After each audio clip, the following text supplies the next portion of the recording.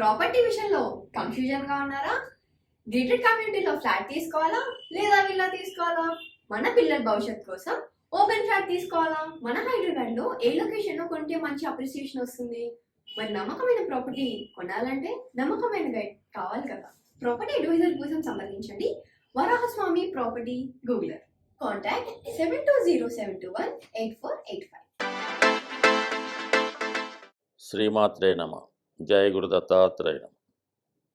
ఈ వీడియోలో మనం సింహరాశి వారికి శనిగ్రహ అనుగ్రహం పొందాలంటే ఏ విధంగా మెలగాలి, ఏ దైవాన్ని పూజించాలి, ఎటువంటి జాగ్రత్తలు తీసుకోవాలి అన్న విషయాన్ని మనం ఈ వీడియోలో పరిశీలించే ప్రయత్నం చేద్దాం. శని భగవానుడు ఈ సింహరాశి అధిపతి అయినటువంటి రవి భగవానుడికి సాక్షాత్తు కుమారుడు. అంటే తండ్రి కొడుకులు అవుతారన్నమాట. ఎవరు? శని భగవానుడు, సూర్య భగవానుడు. అయితే వాళ్ళిద్దరికీ కూడా పరమ విరోధం అన్నమాట. ఒకళ్ళంటే ఒకళ్ళకి పరమ శత్రుత్వాన్ని కలిగి ఉంటారన్నమాట. అందుకనే శని భగవానుడు సింహరాశిలో ఉన్న, సూర్య భగవానుడు మకర కుంభాల్లో ఉన్న తన యొక్క ప్రభావాన్ని కోల్పోవడం జరుగుతుంటుంది. సో ఈ కారణం వల్ల మిగతా రాశుల వారికన్నా శని భగవానుడు ఈ రాశి వారికి ఎక్కువ ఇబ్బంది పెట్టడం జరుగుతూ ఉంటుంది. సో ఆ కారణం వల్ల వీళ్ళు కంపల్సరిగా శనిగ్రహ అనుగ్రహం కోసం ఎక్కువ కష్టపడే ఉంటుంది. శనిగ్రహ అనుగ్రహం ఏ విధంగా ఉంటుంది? జీవితంలో క్రమశిక్షణతో మెలగడం. అంటే ఉదయమే లేగడం, సరే ఆ శాస్త్ర ప్రకారం నడుచుకోవడం, ముఖ్యంగా పెద్దవారిని అంటే ఇంట్లో ఎవరన్నా వృద్ధులు ఉంటే వాళ్ళని, తల్లిదండ్రుల్ని గౌరవించడం, అలాగే నిజాయితీగా వ్యవహరించడం అన్నది 100% ఈ జాతకులకి అవసరం ఉంటుంది. అలాగే మరి ఈ రాశివారు కాదు, ఏ రాశివారైనా మరి వాళ్ళకి గోచారీత్యా శని అనుకూలంగా లేనప్పుడు శని భగవానుడికి తైలాభిషేకం చేసుకోమని సిద్ధాంతులు చెప్పడం జరుగుతుంటుంది. అయితే సాధారణంగా శని భగవానుడికి తైలాభిషేకం చేసినప్పుడు అది సాధ్యమైనంత వరకు సూర్యోదయానికి ముందు చేస్తేనే దాని యొక్క ఫలితం జాతకులు పొందే అవకాశం ఉంటుంది. సూర్యోదయం అయిన తర్వాత ఒకవేళ శని భగవానుడికి తైలాభిషేకం చేస్తే వాళ్ళు అంటే సూర్యుని యొక్క ఆగ్రహానికి పాత్రులయ్యే అవకాశం ఉంటుంది. కాబట్టి సాధ్యమైనంత వరకు అంటే ఇది ఇప్పుడు ఎవరో దీన్ని పాటించడం లేదు, కానీ పెద్దలు మనకి చెప్పిన విషయాన్ని మీకు ఈ విధంగా చెప్పడం జరుగుతుంది. మరి మనకి ప్రస్తుతం ఉన్నటువంటి పరిస్థితుల్లో సూర్యోదయానికి ముందు ఏ దేవాలయం కూడా తెరచి ఉంచడం లేదు. అటువంటి పరిస్థితుల్లో ఇది అసాధ్యమైనప్పుడు కూడా ఎందుకో మరి పెద్దవాళ్ళు చెప్పింది ఈ విషయాన్ని మనవి చేయడం జరిగింది. సో ఇక మరి ప్రస్తుతం ఈ రాశి వారికి శని సప్తమ భావంలో సంచరిస్తున్నారు. శని ఒక్కొక్క భావంలో ఉన్నప్పుడు ఆ భావానికి సంబంధించినటువంటి కారకత్వాల్ని స్టడీ చేసి జాతకుడికి అవన్నీ కూడా పెర్ఫెక్ట్గా పొందేలాగా చేస్తుంటాడు అన్నమాట. ఉదాహరణకి ఇప్పుడు సప్తమ భావంలో సంచరిస్తున్నాడు. మీ యొక్క వివాహ వ్యవస్థ కరెక్ట్గా ఉంది, భార్యాభర్తలు ఇద్దరు అనుకూలంగా ఉన్నారు అంటే ఓకే. లేని పక్షంలో ఖచ్చితంగా భార్యాభర్తల్ని విడగొట్టడం జరుగుతుంది. అంటే భార్యకు ఒక చోట ఉద్యోగం ఉంటే ఆవిడ వేరే చోట పంపుతాడు, భర్తకి ఒక చోట పంపుతూ ఉంటాడు. ఇద్దరికి కూడా భార్య లేని లోటు భర్తకి, భర్త లేని లోటు భార్యకి తెలిసే విధంగా చేసి ఆ 2.5 సంవత్సరాలు వాళ్ళని దూరం పెట్టి తర్వాత మళ్ళీ కలుపుతాడు అన్నమాట. అంటే అప్పుడు ఏమవుతుంది, వాళ్ళిద్దరికి ఒకరి విలువ ఒకరికి తెలియడం వల్ల కంప్లీట్గా ఫ్యూచర్లో గొడవ పెట్టుకోకుండా ఒక చోట ఉండే అవకాశం ఉంటుంది. ప్రస్తుతం అది జరుగుతుంది. కాబట్టి బాగున్న వాళ్ళకి పర్లేదు, ఇలా చిన్న చిన్న తగువులు పెట్టుకున్న వాళ్ళకి మాత్రం ఎడబాటు అనేది వస్తుంటుంది. అదే 4వ భావంలో శని సంచరించేటప్పుడు ఏం చేస్తాడు? విద్యలో పరీక్ష పోగొట్టేలా చేస్తాడు. ఇది సరిగ్గా చదవకపోతే దాన్ని మళ్ళీ కష్టపడి చదివి పాస్ చేయేలా చేస్తాడు. అలాగే తల్లిగారిని కొంతమంది దూషిస్తుంటాడు, ఇబ్బంది పెడుతుంటాడు. వారికి తల్లి నుంచి దూరం చేసి ఏ హాస్టల్లోనో చదువుకునేలా చేస్తాడు. వాడు హాస్టల్లో సరైనటువంటి సదుపాయాలు లేక అప్పుడు తల్లిగారి యొక్క విలువ తెలిసి మదర్ని గౌరవించడం చేస్తుంటాడు. సో ఈ విధంగా శని భగవానుడు ఏ భావంలోకి వస్తే ఆ భావం యొక్క ఫలితాలు జాతకుడిని బాగు చేసే ప్రయత్నం చేస్తాడు. వాడు బాగుంటాడా, సరే సరే మంచి ఫలితం ఇస్తాడు, అంటే 4లోకి వస్తే గృహం కూడా ఇస్తాడు. అదే ఆ భావాన్ని నెగ్లెక్ట్ చేస్తుంటే ఆ ఫలితాలు దూరం చేసి మళ్ళా తిరిగి ఇవ్వడం జరుగుతుంటుంది. ఏదైనా శని భగవానుడు ఇచ్చింది మాత్రం శాశ్వతంగా ఉంటుంది.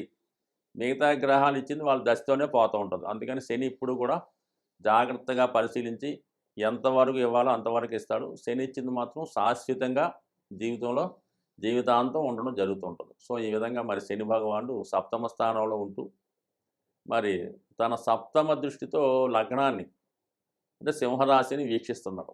ఈ కారణం వల్ల జాతకుడు బద్ధకం పెరుగుతూ ఉంటుంది. అంటే తొందరగా లెగలేకపోవడం, లెగిసిన పనులు వాయిదా వేయడం, సహజ సిద్ధంగా వీరి యొక్క పనులు ఇతరులకి అప్పచెప్పడం, ఆఖరికి భోజనం దగ్గర నుంచి, కాఫీ దగ్గర నుంచి, న్యూస్ పేపర్ దగ్గర నుంచి, చదువు దగ్గర నుంచి అన్నీ కూడా మంచం మీదే. అంటే మంచం మీద అంటే రోగం వచ్చి కాదు, వాడికి ఆ విధంగా జరుగుబాటు చేయలే చేస్తుంటాడు. మా టిఫిన్ కూడా మంచం మీద తెమ్మంటాడు, అక్కడ టిఫిన్ చేస్తాడు. కంచేపు నాకు భోజనం కూడా మంచం మీదే, అంటే ఇంచుమించుగా ఆ విధంగా చేసే అవకాశం ఉంటుంది. కాబట్టి అంటే బద్ధకం ఆ విధంగా ఉంటుంది. చాలామంది తల్లులు ఈ పిల్లల్ని ఆ విధంగా ప్రస్తుతం ఈ విధంగా చూడటం జరుగుతుంది. వాళ్ళు అది మాది ప్రేమ అనుకుంటుంటాడు. వీడికి అది గొప్పగా ఉంది కాబట్టి ఈ విధంగా వీళ్ళు ఈ విధమైన స్థితికి అలవాటు పడడం జరుగుతుంది. కాబట్టి కొద్దిగా ఎట్టి పరిస్థితుల్లో కూడా భోజనం కానీ, టిఫిన్ కానీ, మంచం మీద కూర్చొని కానీ, పడుకోగాని చేయడం అన్నది 100% కూడా నిషేధం మాట. అసలు మనకి గౌరవనీయులు చెప్పినట్టు మంచం అన్నది ఎట్టి పరిస్థితుల్లో కూడా ఉపయోగించకపోవడం మంచిది. అలాగే చాలామంది పూజకు తెచ్చిన వస్తువులు, కొత్త బట్టలు ఏది తెచ్చినా కూడా మంచం మీద పెట్టి చూపిస్తూ ఉంటారు. ఎట్టి పరిస్థితుల్లో కూడా మంచం మీద దైవానికి సంబంధించిన వస్తువులు కానీ, పవిత్రమైన వస్తువులు కానీ ఎట్టి పరిస్థితుల్లో కూడా మంచం మీద పెట్టకూడదు. ఒకసారి మంచం మీద పెట్టిన వస్తువు అది పూజకి అర్హత కాదు, అది అపవిత్రం అవుతుంది. కాబట్టి 99% మరి ఈ సింహరాశి, సింహలగ్నం వారికి కాదు, మిగతా అందరికి కూడా ఇటువంటి భోజన కార్యక్రమాలు, టిఫిన్ కార్యక్రమాలు దయచేసి మంచం మీద కూర్చొని కానీ, పడుకోవని కానీ చేయకుండా ఉంటాయి. ఎట్టి పరిస్థితుల్లో కూడా వీళ్ళకి శని మరి అనుకూలిస్తాడు. కాబట్టి అది ఒకటి తగ్గించుకోండి. మిగతా విషయాల్లో క్రమశిక్షణతో మెలకండి. సూర్యోదయానికి ముందే మేల్కోవడం, సూర్య నమస్కారం చేసుకోవడం, పెద్దవాళ్ళని నమస్కరించుకోవడం, ఆదిత్య హృదయం లాంటిది పారాయణ చేసుకోవడం, ఎవరిని దూషించకుండా క్రమశిక్షణతో ఉంటే 100% శని వీళ్ళకి అనుకూలంగా మారే అవకాశం ఉంది. స్వస్తి. Hi, my name is Gautam and I actually stay in Malkajgiri itself. Right? I had this back pain. It's been 1.5 years. I have tried many treatments like chiropathy, oil massage, physiotherapy especially, but it didn't work out as much like what I expected. I strongly suggest homeopathy because నేను personally allopathy చాలా suffer అయినా, and I definitely do not recommend allopathy. You people can carry on with the homeopathy. Area Malkajgiri and doctor name is like Nageswar Rao and the clinic name is Neocare Homeopathy.